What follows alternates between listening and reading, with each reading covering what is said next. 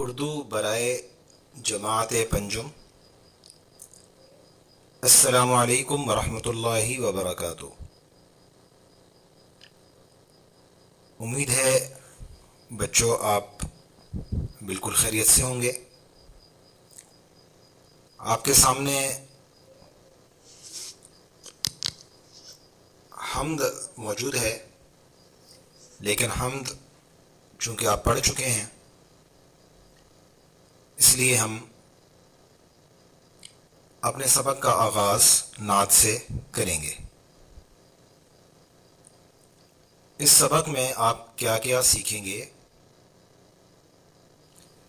آپ کے سامنے موجود ہے۔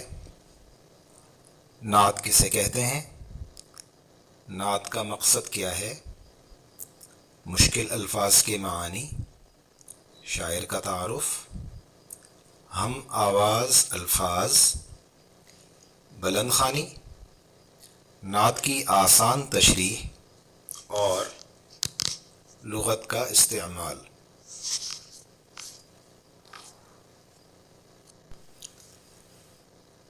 جہاں تک تعلق ہے آج کے سبق کی مشق کا، تو یہ مشق انشاءاللہ آپ خود بسہولت حل کر لیں گے۔ اب ہم چلتے ہیں اپنے طے کردہ اہداف کی جانب جو ہم نے آج طے کیا ہے سیکھنے کے لیے۔ تو پہلی چیز کہ نعت کسے کہتے ہیں، تو یہ آپ کے سامنے جواب موجود ہے۔ نعت اس نظم کو کہتے ہیں جس میں رسول اللہ صلی اللہ علیہ وسلم کی تعریف کی جائے، آپ کے اوصاف مبارکہ بیان کیے جائیں۔ دوسری بات یہ تھی کہ نعت کا مقصد کیا ہوتا ہے۔ تو نعت کا مقصد رسول اللہ صلی اللہ علیہ وسلم کے مبارک اوصاف کو بیان کرنا، یہ نعت کا مقصد ہوتا ہے۔ اوصاف وصف کی جمع ہے۔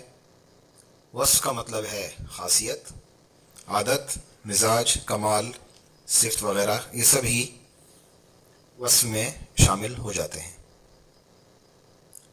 کچھ نئے الفاظ ہیں آپ کے سامنے جنہیں مشکل الفاظ کا عنوان دیا گیا ہے۔ حق کا مطلب ہے سچ، دمک یعنی چمکنا، رہنمائی راہ بتانا، راستہ بتانا، راستے پہ لے کے چلنا، فلک آسمان، مقام جگہ کو کہتے ہیں، ہادی جو رستہ بتانے والا ہو، ہدایت دینے والا، اور درود ہم کہتے ہیں اس دعا کو جو ہم اللہ تعالیٰ سے مانگتے ہیں اپنے پیارے نبی صلی اللہ علیہ وسلم پر رحمت بھیجنے کے لیے۔ اگلی جو ہمارے سامنے موجود ہے، اگلا سوال وہ ہے کہ اس نظم کے شاعر، تو شاعر کا نام ہے صوفی غلام مصطفیٰ تبسم۔ ان کا مختصر سا تعارف یہ ہے کہ یہ شاعر بھی تھے، ادیب بھی تھے، اور انہوں نے بچوں کے لیے بہت سی عمدہ نظمیں کہی ہیں۔ آگے ہم چلتے ہیں۔ اگلی جو چیز ہم نے کرنی ہے وہ ہے بلند خوانی۔ بلند خوانی کا مطلب ہے نظم کو یا غزل کو یا نعت کو یا حمد کو اونچی آواز میں پڑھنا۔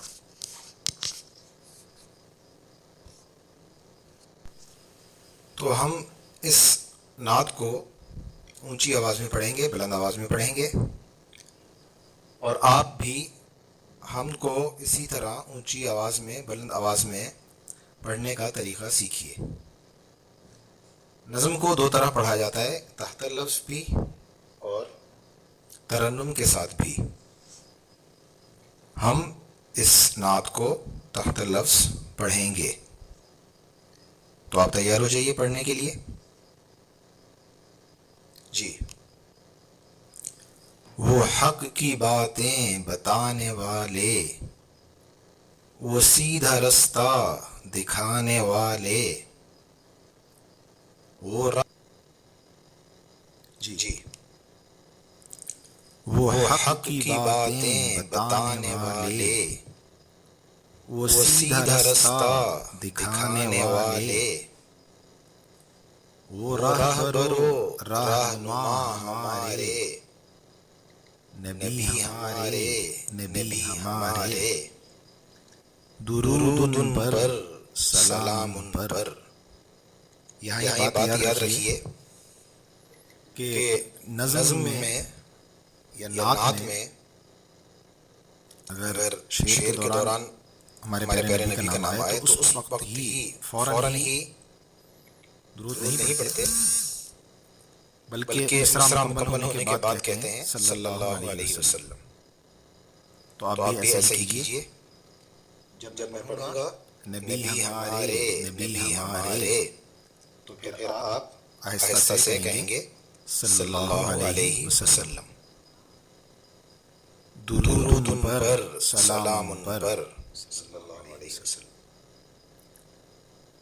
بلند نبیوں میں نام ان کا، فلک سے اونچا مقام ان کا، ہمارے ہادی خدا کے پیارے، نبی ہمارے، نبی ہمارے، درود ان پر، سلام ان پر۔ انہی کی خاطر دمک رہے ہیں، انہی کے دم سے چمک رہے ہیں، زمین کے ذرے، فلک کے تارے،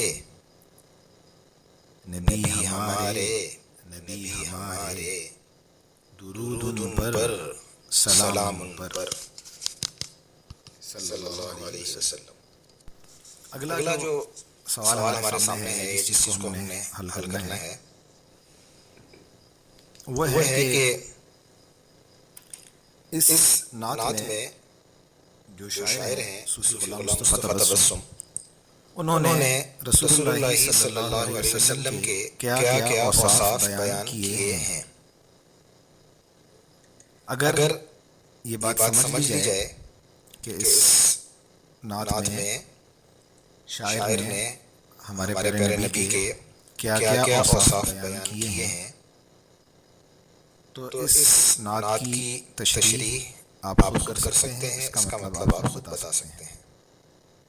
آسان تشریح کا طریقہ یہ ہے کہ یہ دیکھ لیا جائے کہ نعت میں ہمارے پیارے نبی کے کیا کیا اوصاف بیان کیے گئے ہیں۔ کسی بھی نعت کی تشریح کا یہ بہت آسان طریقہ ہے، کیونکہ نعت کہتے ہی اس نظم کو ہیں جس میں نبی صلی اللہ علیہ وسلم کی تعریف کی جائے، یعنی آپ کے اوصاف مبارکہ بیان کیے جائیں۔ تو آپ کے سامنے طریقہ موجود ہے کہ کس طریقے سے اس کو ہم سمجھیں گے۔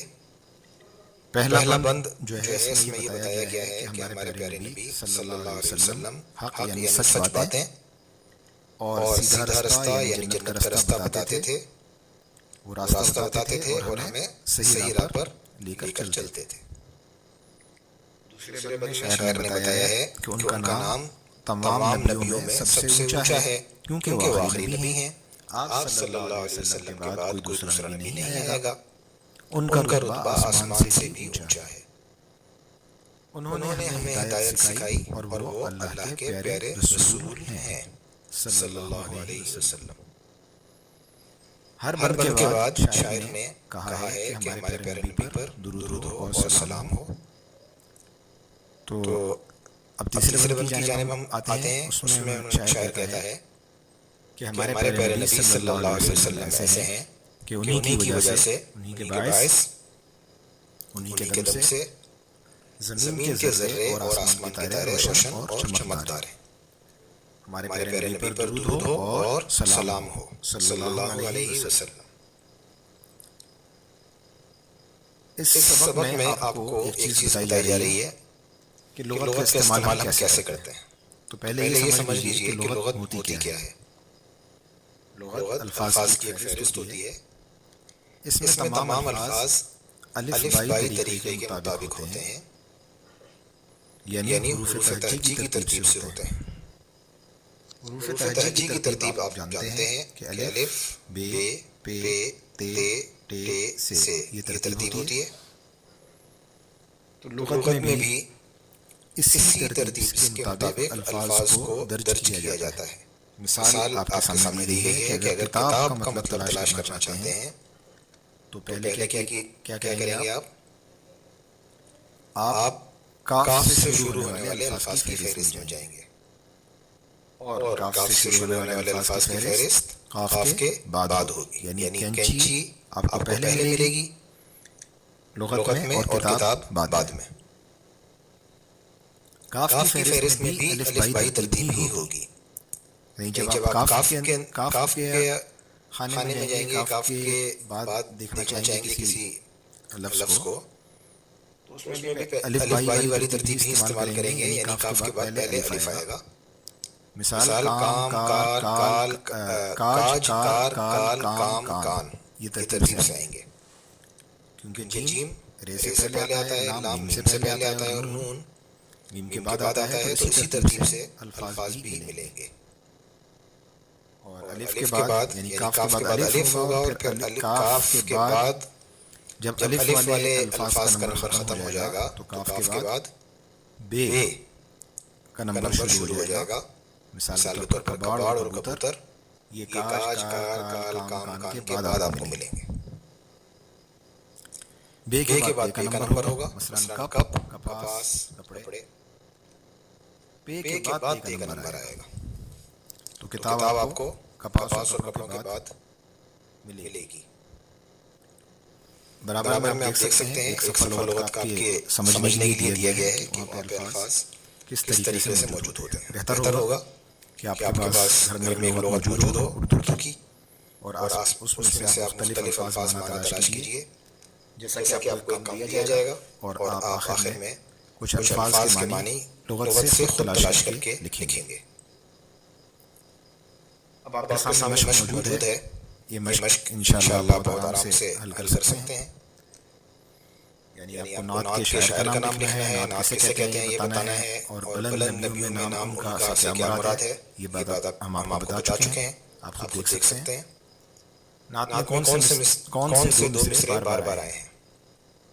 ایک چیز آپ کو پہلے بتانی تھی وہ ہم آپ کو بتا دیتے ہیں کہ اگر آپ نعت میں دیکھیں گے تو دمک رہے ہیں چمک رہے ہیں پیارے تارے اس جیسے جو الفاظ ہیں یہ نعت میں آئے ہیں. یہ نظموں میں اس طرح کے الفاظ آتے ہیں انہیں قافیہ کہتے ہیں. یہ مصرے کے آخر میں آتے ہیں, دوسرے مصرے کے آخر میں آتے ہیں اور یہ آواز ان کی ملتی جلتی ہوتی ہے. ان الفاظ کی آواز ملتی جلتی ہوتی ہے. اس وجہ سے یہ نظم میں آتے ہیں اور ابھی کیوں آتے ہیں اور اس کی وجہ کیا ہوتی ہے یہ انشاءاللہ ہم آپ کو بعد میں بتائیں گے. فی الحال آپ اتنا دیکھ لیجیے کہ اس نظم میں جس طرح دو مصرے بار بار آ رہے ہیں اسی طرح کچھ الفاظ بھی ایسے ہیں جو ایک دوسرے سے ملتے جلتے ہیں اور وہ آپ ان کو بار بار دیکھ سکتے ہیں. نعت میں شاعر نے حضور اکرم صلی اللہ علیہ وسلم کے دم سے کن چیزوں کے چمکنے کی بات کی ہے. تو یہ آپ دیکھ لیجیے موجود ہے. خالی جگہ پر کیجیے. جس نظم میں حضرت محمد صلی اللہ علیہ وسلم کی تعریف کی جائے اسے پھر خالی جگہ اور اس سے بعد کہتے ہیں. تو کیا کہتے ہیں یہ آپ کو بتائیں گے. ہمارے پیارے نبی صلی اللہ علیہ وسلم پھر خالی جگہ ہے تمام نبیوں سے اونچا ہے. آپ کا نام آپ کا مقام آپ کا رتبہ آپ کا جو آپ کا مرتبہ ہے تو جو بھی مناسب لفظ ہے وہ آپ دیکھ کر لکھیے. اس کے بعد سوال نمبر یہ سوال نمبر 3 تھا اور سوال نمبر 2 سوال نمبر 1 کے سامنے ہے کہ وہ حق کی باتیں بتانے والے تو یہ مصرے ہیں. اس مصروں کو آپ تلاش کیجیے. مصرع شعر کا ایک حصہ ہوتا ہے. دو مصرے مل کر شعر پورا ہو جاتا ہے. سوال نمبر 4 آگے دیکھیے مترادف یعنی ہم معنی الفاظ لکھیے. رہبر کا ہم معنی بتا دیا گیا ہے. رہنما اور بلند کا مطلب جو ہے وہ ہے کیا اونچا. جی ہاں بالکل اونچا. تو باقی آپ خود حل کر لیجیے. سوال نمبر 5 لغت کی مدد سے مندرجہ ذیل الفاظ کے معنی لکھیے. تو یہ اب آپ خود ہی لکھیں گے, خود ہی تلاش کیجیے. کچھ کام بتا چکے ہیں, کچھ کا ہم نے آپ کو واضح طور پر نہیں بتایا لیکن وہ آپ خود ڈھونڈیں. آخری سوال ہے کہ درج ذیل الفاظ کے متضاد لکھیے، یعنی الفاظ کا الٹ لکھیے. تو یہ الٹ لکھنا آپ کا کام ہے، یہ کام ہمارا نہیں ہے، اس لیے ہم بالکل نہیں کریں گے. آپ خود کیجیے. تو مکمل کیجیے اور پھر اگلے سبق کی تیاری کیجیے. السلام علیکم ورحمۃ اللہ وبرکاتہ.